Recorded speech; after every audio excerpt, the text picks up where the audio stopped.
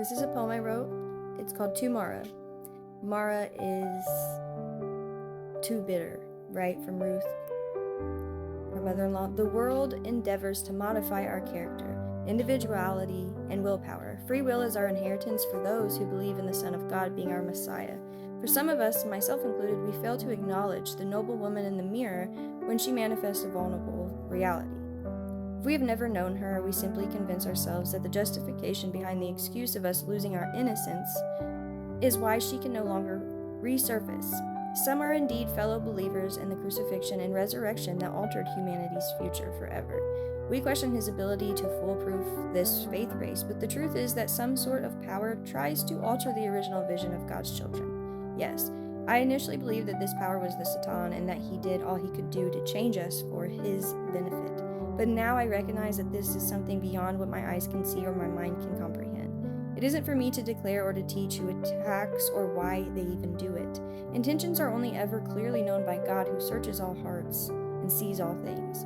Something imposing our victory is professional, and it is skilled at convincing us of truths revised just enough to confuse us. If humans were to do this, they would usually wait until they at least walked away before hitting the panic mode. However, whatever this powerful presence is, or whoever they are, we are left to consult with empty spaces and broken spirits. We are resigned, wondering why. Why have these thoughts, and why are they debating omnipresence?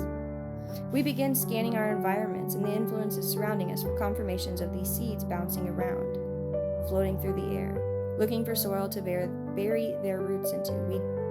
We drive sprouts meant to turn us away from sin into thorns that become excuses for diving deeper into the debauchery.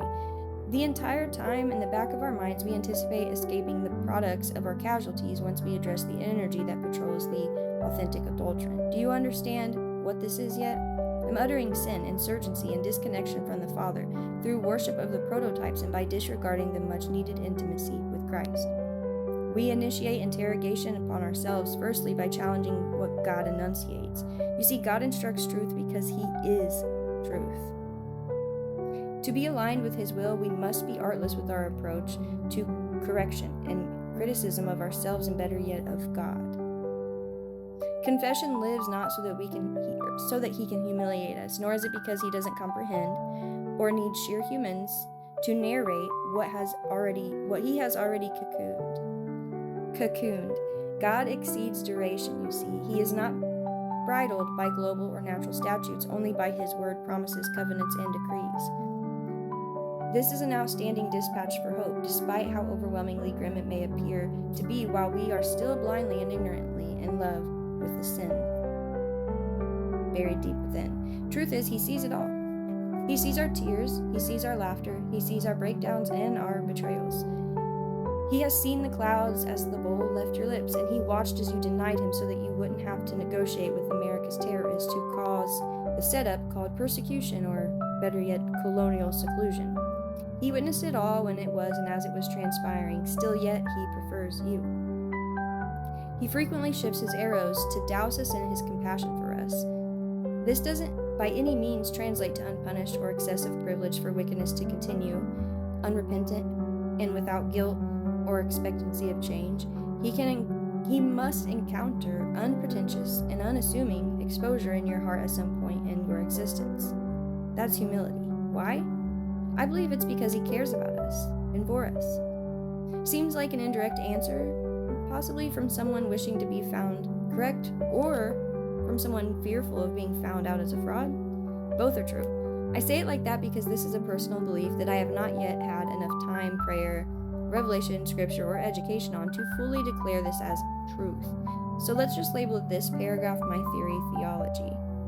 He also needs us to see that it is okay to be vulnerable with him, and he is trustworthy, for it is written he will never leave us nor forsake us, and he is not a man that he should lie.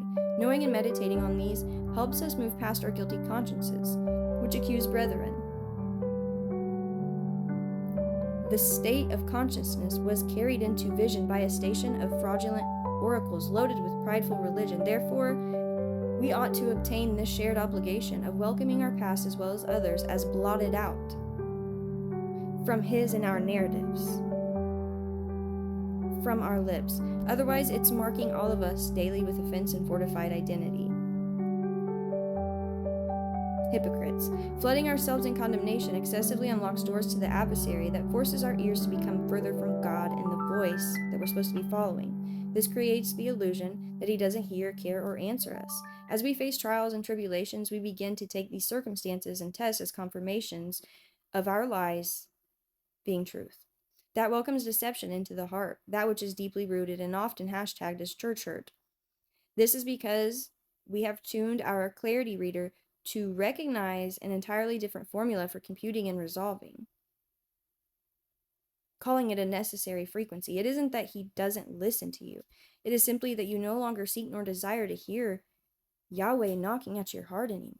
Usually this stems from a desire to no longer feel that same heart that you so heavily guard and protect even in your slumber. And that's why you wake up restless, not feeling restful. There is not healing brought to the body. With that being said, God wastes nothing. Don't believe me? That's fine, because even if so, I'm inviting you today to take a peek at and meditate on the scripture about Naomi throughout your entire day. Ruth 1:20.